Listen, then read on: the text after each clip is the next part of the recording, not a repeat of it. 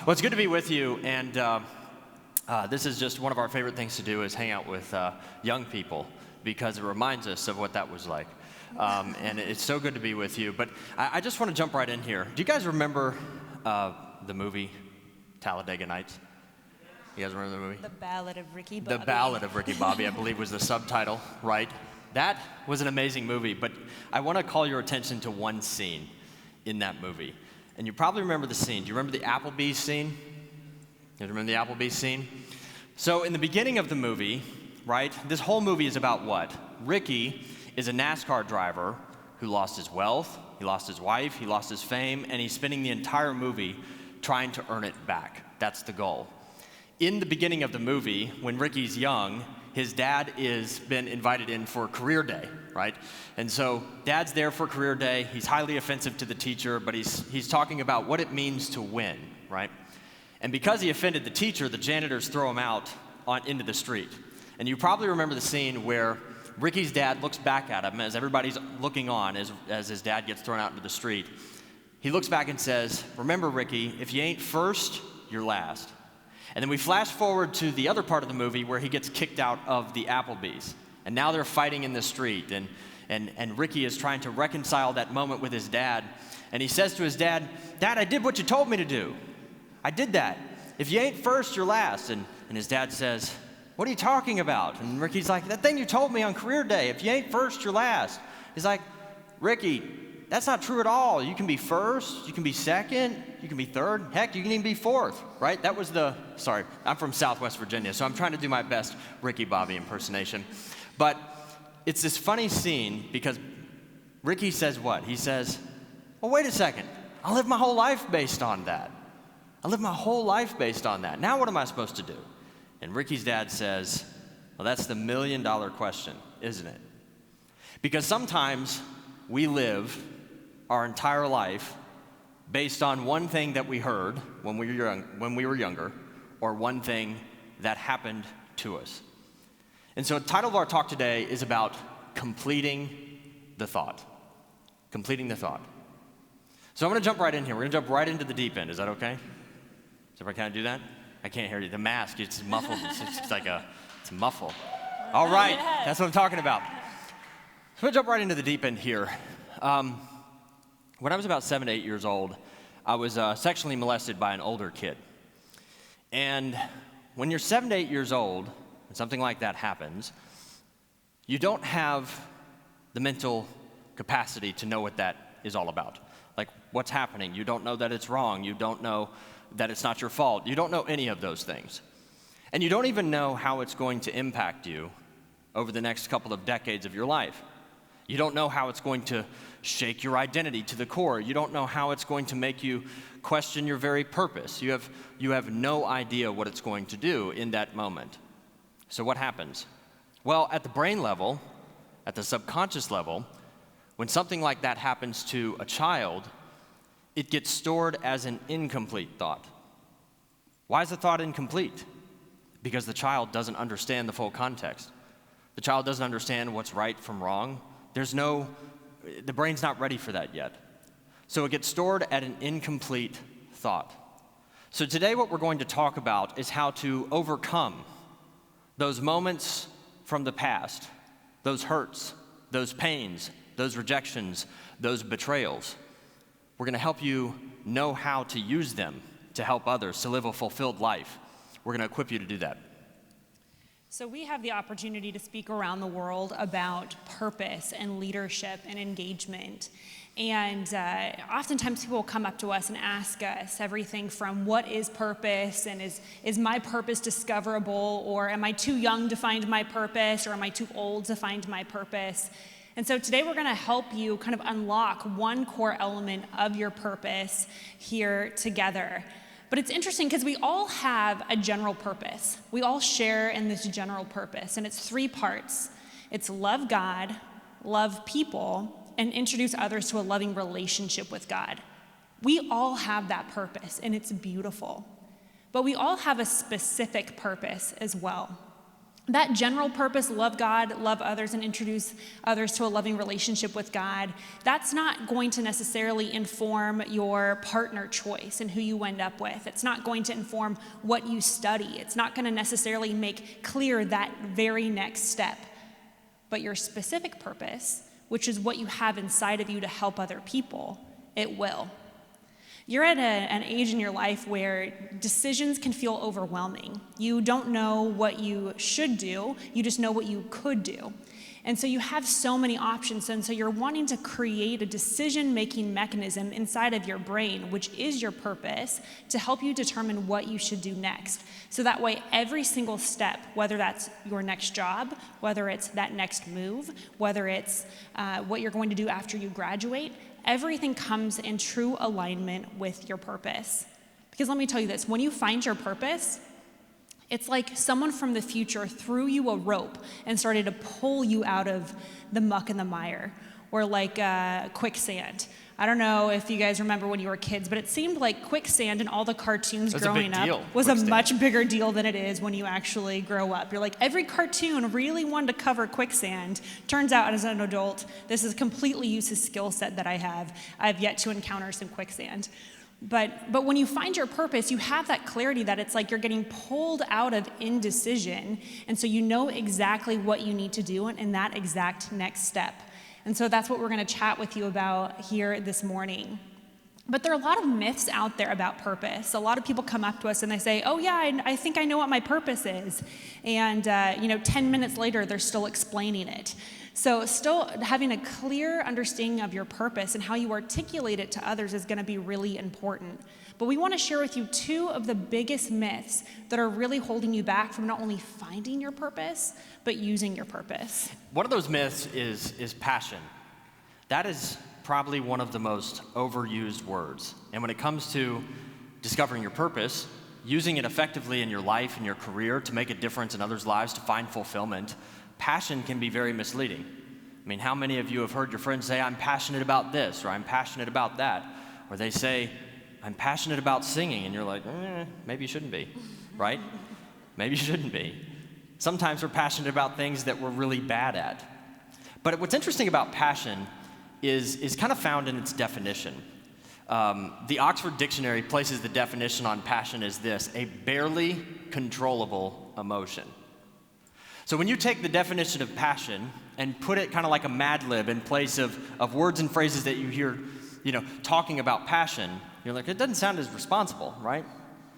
Sometimes we do this with famous quotes where the quote is about passion, like, don't do anything unless you have a barely controllable emotion for it, right? Doesn't sound as responsible in terms of making decisions. Or turn your barely controllable emotion into a paycheck. By the way, these are real quotes that I'm taking from people. We're going to leave their names out of it, to protect the innocent. But when you use the word passion, it can be incredibly misleading, because passion can light a fire within you. If it's the right passion, it can light a fire within you. It can fire you up in the morning for your day. It can motivate you to solve incredible problems in the world. But passion, if misidentified, can be incredibly misleading and can burn the house down. In fact, passion is actually rarely the starting point to the discovery of purpose, because it can be so misleading. But more than that, passion grows over time. It's really hard to be passionate about something that you're just figuring out. Like when you take on a new skill set and you're learning that new skill set, it's in alignment with who you are and it's a good direction for you to go. But you're not always passionate about something that you're bad at, that you're still learning the ropes on. So one of the big myths about purpose, and also oftentimes confused with purpose, is this idea of passion, or starting with passion. One of the other big myths that we hear all the time is really wrapped up in goals or achievement. And so I get it. I'm a very type A. I was going to say recovering type A, but I'm not. At this point, I've just really embraced the type A. She turns yoga into a competition. It's well, that's not true. That's both of us, actually. We're married, by the way. I don't know if that came out clear. Sometimes people are like, oh, yeah, your brother. I'm like, that's gross. Yeah, no. We're definitely married. But we're both very type A. I mean, even when we go to yoga, I don't know if you guys have ever heard of competitive yoga. It's not a thing. Probably not, because we invented it. It's not a thing, yeah. So, we'll go into yoga. It's just not intense enough for us. So they're like, whatever's in your practice. That's right. The instructor is like, guys, it's whatever's in your practice. I'm like, she's going to lose. Yeah, we're like, right? you're going down. Watch this downward dog. Yeah, exactly. We're extremely competitive. Like if I go to the gym and I'm on a treadmill and you're next to me, we're racing. You don't know it yet, but we're racing. So that's the type of person that I am. I mean, even as a student here at William Jessup, I had a very embarrassing photo that I was going to share, which I feel like it's like Holy Spirit trying to protect me from embarrassing myself, or my husband. He's like, please don't show this photo to the rest of the world. But I just wanted proof to explain why I was single all 3 years of my time here. And I wasn't trying to be single.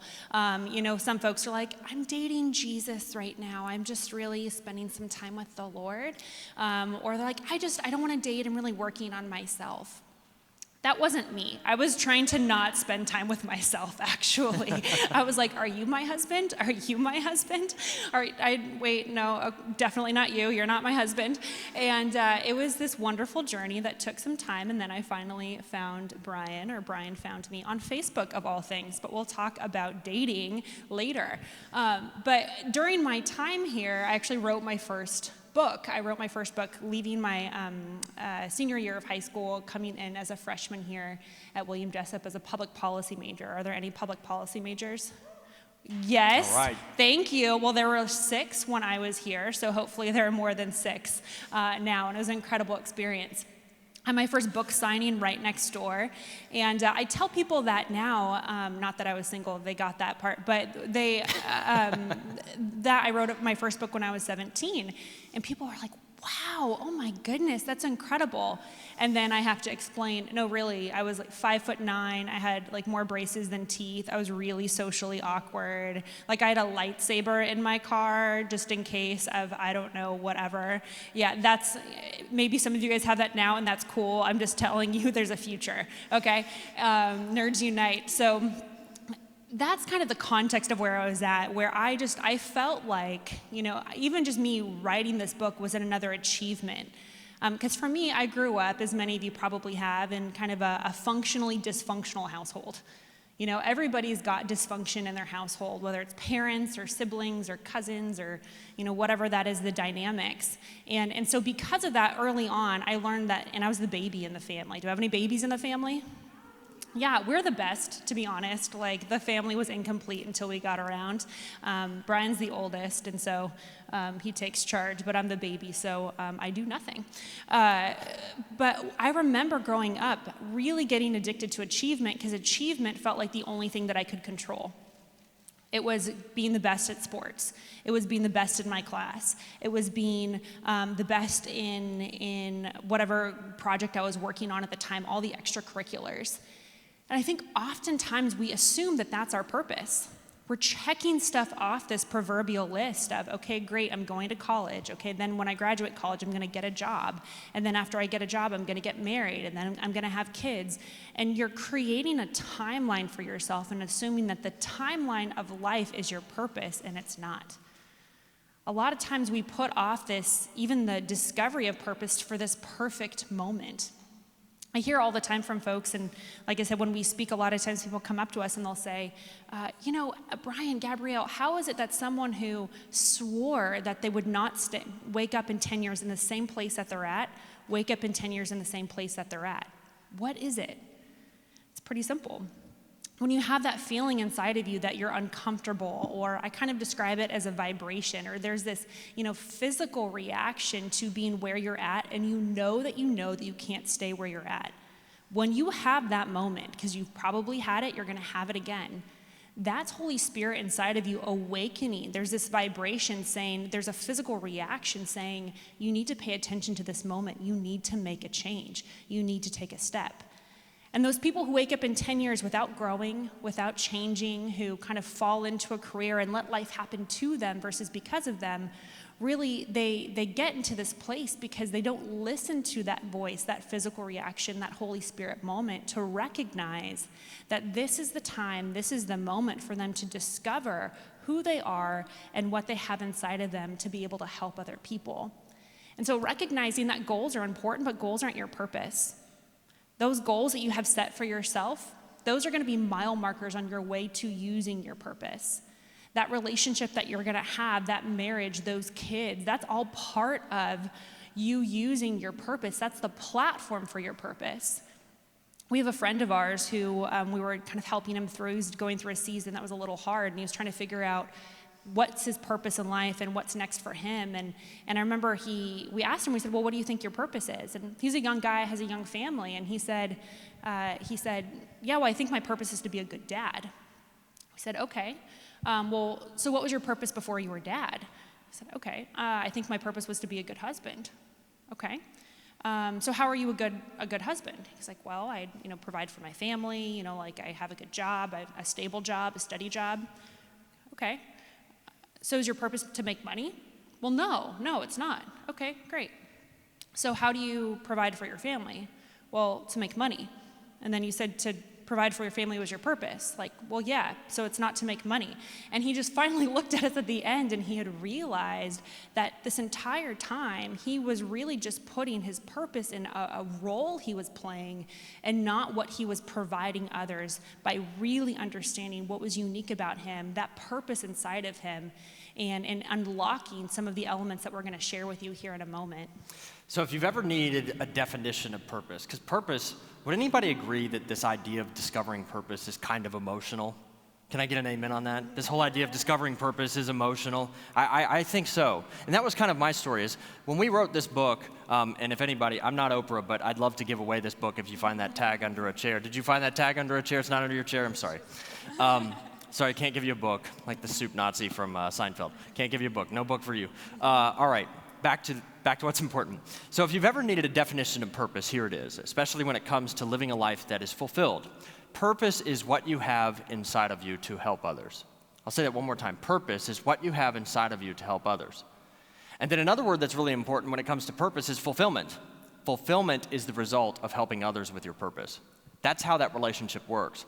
Now, our journey to discovering purpose and how we have had the opportunity to help the United States military and companies like Walmart and Chili's with understanding how to engage their employees from a cornerstone of purpose, this was kind of my journey of discovering purpose. I was about 26 years old. I was broke, really broke, divorced. That was good. Did that by 26. Don't recommend it. But also, by then, I had that undealt with childhood sexual trauma. And the world was just weighing down on me. And I had mentors, and they kept telling me, Brian, find your purpose, find your purpose, find your purpose. I was just like, enough about the purpose thing, right? And what I discovered was, why do they keep telling me to find it, but they never tell me how? I'm like, there's a dirty little secret here. They don't know how. They just know I need to find it.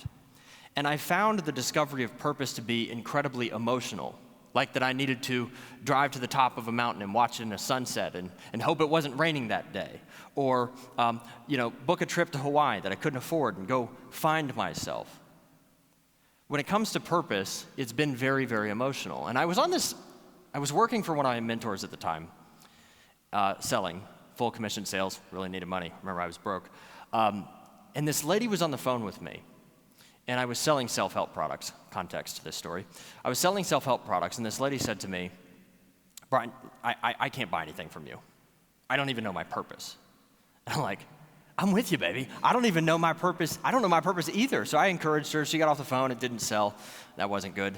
But I think it was just so ironic that I was selling self-help products, and I didn't even know my own purpose. And here she and I were on two opposite sides of a call, neither one of us knowing our purpose. And it was a moment, it just snapped. I was like, I'm done with this emotional discovery of purpose stuff. And it was that night that I sat down and I was like, there's gotta be an elemental left to right process by which an individual can discover their purpose and get practical about it in their life and their work. And that's what's led us to what we get to do today, which is help people in a very real and practical and tangible way and help them discover their purpose. Now, there are 4 elements to your purpose, and we can't go over all of them here. We're going to go over the most important one, which is the one we keep coming back to, and that's your origin story. One of the most important elements of your purpose is your origin story. And your origin story is the moment or series of moments that most shaped your perspective. I'll give that to you again. It's the moment or series of moments that most shaped your perspective. Usually it's something that happens before the age of 20. That's not always the case, but oftentimes it's something that happens before the age of 20. For me, it was around 7 or 8 years old. And that's what origin story is. And the key to living a fulfilled life, and one of the keys to living a fulfilled life, is learning how to flip the script on those traumas, on those hurts, on those pains, on those rejections, on those betrayals, and turn them into something, a perspective that's useful in helping others bring about transformation in their life. Yeah, and one of the reasons we oftentimes don't talk about our origin stories is because there's shame attached to it. We're oftentimes either told by society or maybe our parents or even that little voice inside of you that if they only knew who you really were, they wouldn't love you. If they knew where you came from, they wouldn't be your friend. If they really understood what happened to you when you were younger, you wouldn't get that job. And I have got to tell you, guys, that shame cycle, that soundtrack in your mind is not from the Lord at all. Because there's something powerful that happens that when you speak life out, when you are able to not only complete the thought of what has happened to you through your origin story, but become an overcomer. And you become an overcomer when you take what's happened to you and translate that into something that you can then use to help other people. That is where the power of your testimony comes in. We've had the opportunity, as Brian said, to work in the corporate space. We've worked with the military on finding their purpose. We've worked with people who are in university, and it's absolutely amazing to see what happens when the light goes off, when you recognize that that thing that happened to you, the hardest day you've ever gone through, has really happened for you. And now that it's happened for you, you can recognize that things will happen because of you. We were doing a retreat a couple years ago, and we had the opportunity to have a group of about 9 different young people come in and help them find their purpose. And they were all in transition. Some people were in transition between jobs. Some people were trying to figure out what's next, trying to get clarity about that next step.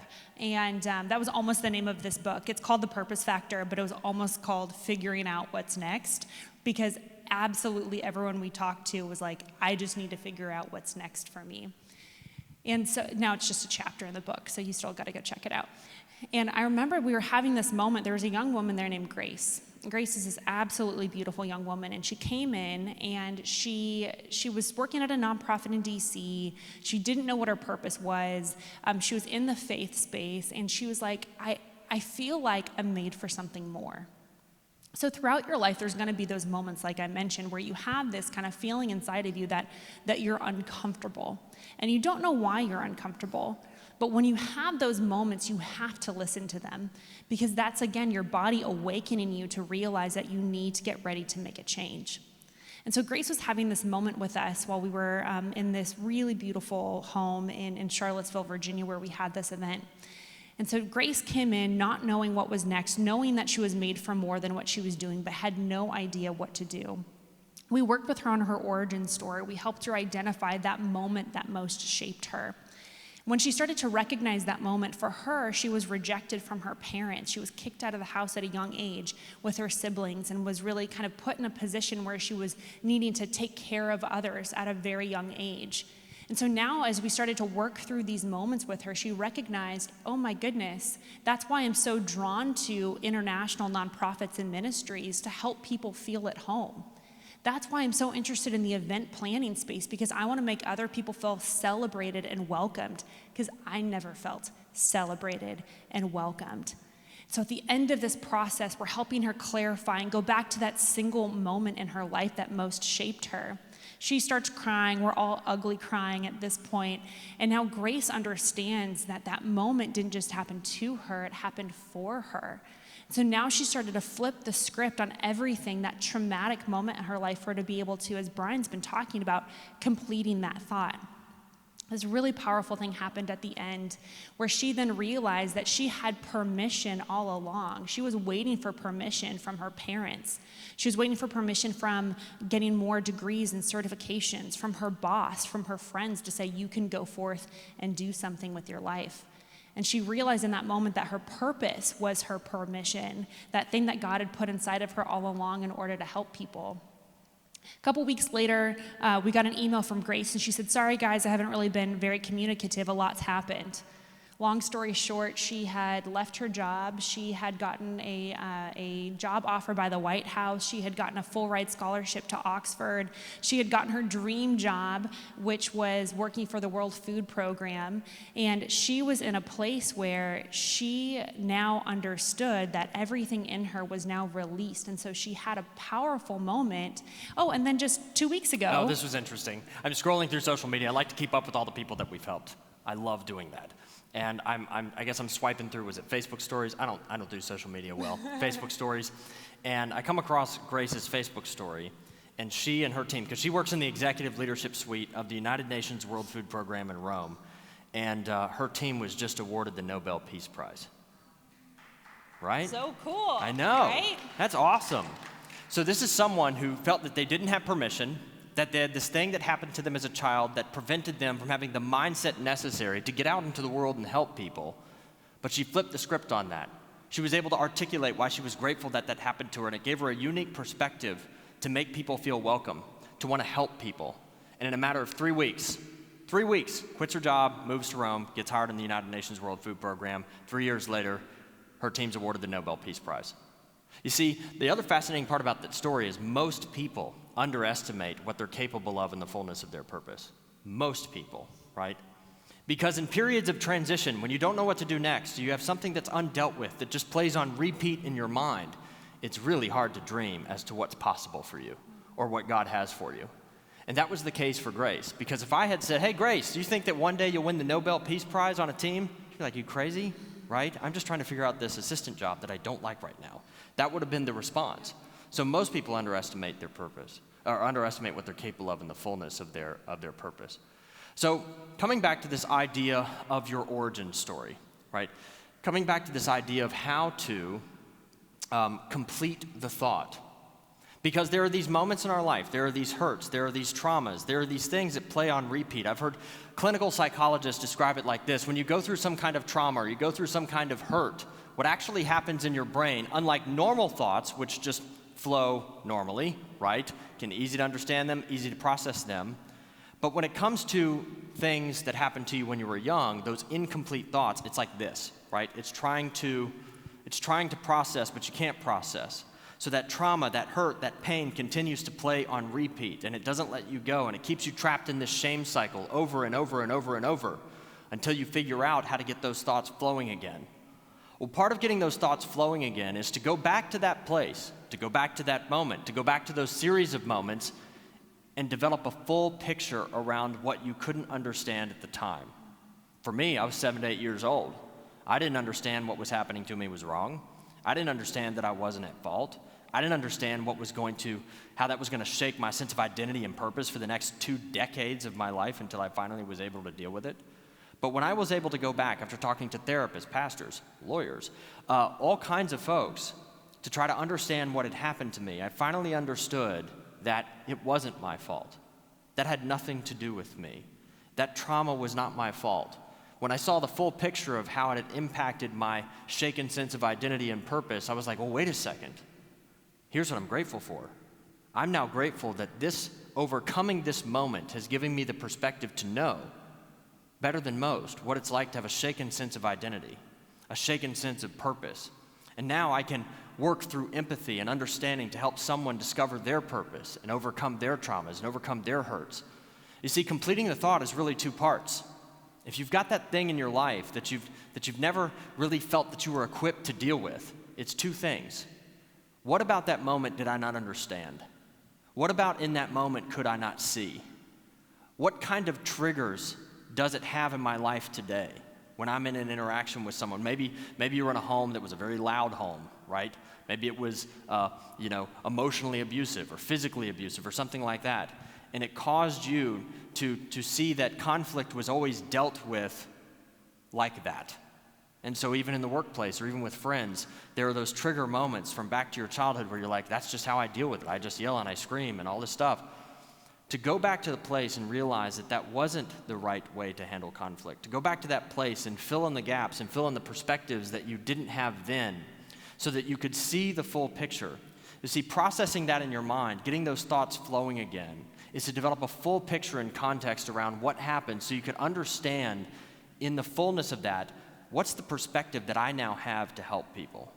You see, the goal is to turn those traumas and those hurts and those pains, the perspective that you gain from overcoming them, into an asset that you can use to impact people. And the way that you do that is by expressing gratitude. So there are 5 different types of origin stories that we've been talking about. You may have more than one, but we found that those that happen earliest in your life tend to be the one that most shapes you. So you may be a loss overcomer. Maybe you lost someone in your life. It was a parent, it was a sibling, it was someone close to you. And before that happened, you were one way as a kid, and afterwards you were extremely different.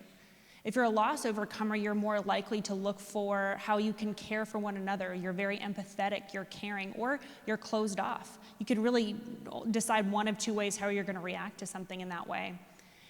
The second type of origin story or overcomer story is you could be a trauma overcomer, like Brian was talking about, maybe physical trauma or emotional or sexual trauma. You could be a rejection overcomer. A rejection overcomer was rejected by someone they love. Maybe it was a parent or, again, a sibling, because you were rejected for not being who they wanted you to be. And so your whole life you've been trying to prove someone right or prove someone wrong.